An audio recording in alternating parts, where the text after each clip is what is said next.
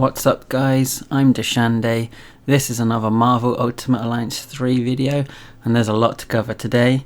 So obviously the game's out now, it's in stores, it's in your hands, hopefully you're playing it already. But there was a lot of things dropped this week, so I just wanted to go over them and fill you in if you're not up to date.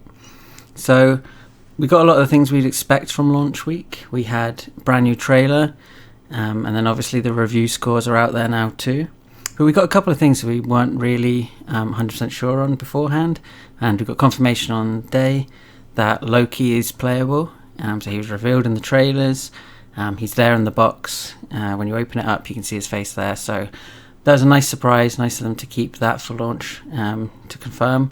I think people did suspect it beforehand, but it was good to get confirmation on the day and not really know for sure beforehand. That was a nice touch. As well as that, we also got confirmation that we're going to get a free piece of DLC in the form of Cyclops and Colossus. That's going to be hitting the store on August 30th. And as I said, completely free. It's not going to cost us anything extra. So an extra couple of characters there. I did predict in my other video that Cyclops would be included at some point. So really good to see him added this early on. Colossus too. And I think that takes away two strong possibilities from the X-Men pack, so it'll be exciting to see what we get from that. But I'll discuss that more in a minute as well. So I think some of the less positive news to come out of the release really is that the alternative costumes in the game, they're not really that. They are more just alternative colours, which is a bit disappointing. In the previous games you've had such a wide array of different costumes used, or the costumes that they have included have been very different to the base version. So these versions are just different colours, but to be fair, I think they've used colours that make sense, in at least the cases I've seen so far.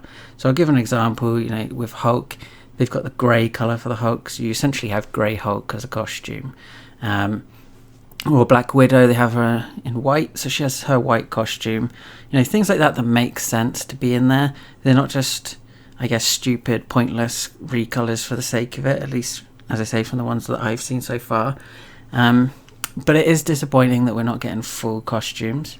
So it was nice to hear on the back of these announcements then that we will be getting costumes in the future.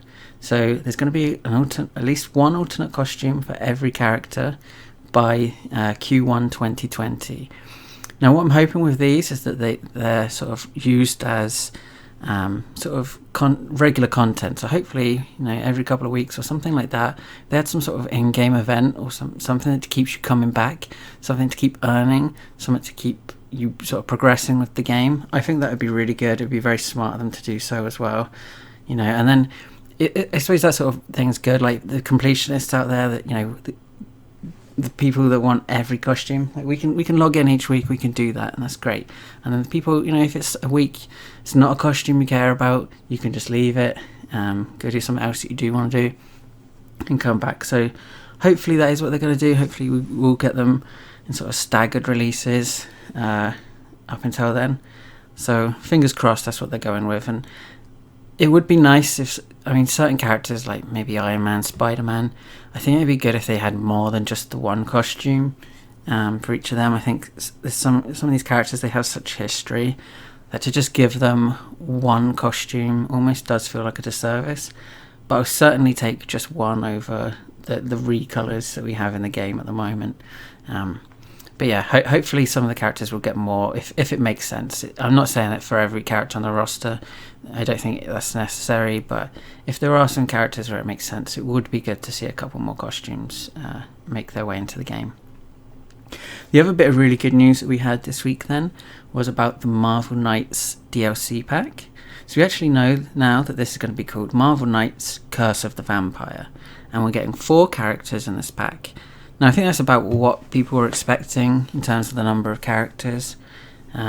Previous games have been around that sort of number, and I think considering that they're including story content, stuff like that as well, 4 makes sense. So the characters that we're going to be getting, we're getting Punisher, Blade, Moon Knight, and Morbius.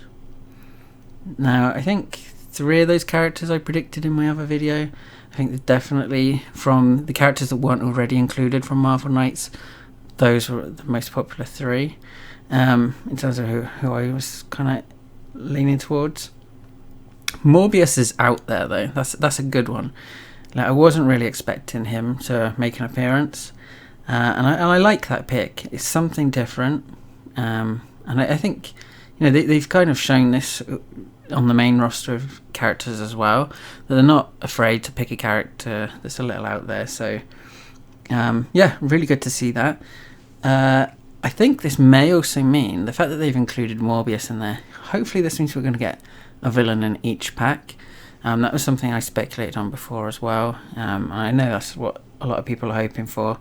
So perhaps X-Men pack, you know, does this make Juggernaut more likely? Someone like that? Yeah, I think possibly so. So we'll see. If there are just 4 characters though, I do wonder with the Fantastic Four pack, does that mean we'll just get the Fantastic Four, or are we gonna, you know, someone gonna be dropped in favour of a villain, if that is the case, that they want to include one in each pack, and maybe we'll get something like Doctor Doom. Yeah, so we don't really know too much about the story side of things yet. Obviously, Curse the Vampire, like, to me that probably suggests that perhaps Morbius is the villain in this tale, at least to start off with. And it'd be interesting to see if the story actually carries over, you know, continues from the main game, or if this is a separate story, and if that separate story then continues over the course of the 3 DLCs, or if each one is its own story. So we'll have to just keep our eyes peeled on that, see what happens in the coming months, and see where that ends up. So that's releasing on the 30th of September. So we've got something coming in August, something coming in September.